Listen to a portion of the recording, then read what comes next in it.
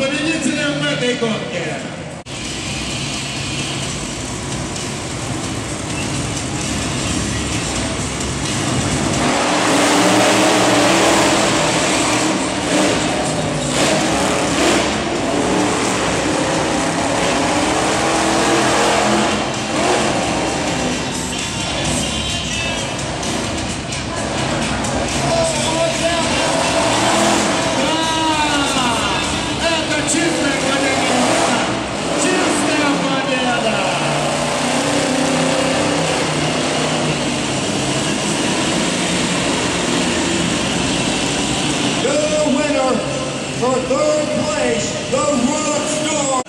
In this corner, a Ford with 1,475 horsepower. Кто же станет победителем? Калифорния Кит с 1475 лошадиными силами под капотом. In this corner, a Chevrolet with over 1,700 horsepower. В том углу Red Bull, бегущий бык, и там 1700 лошадей под капотом.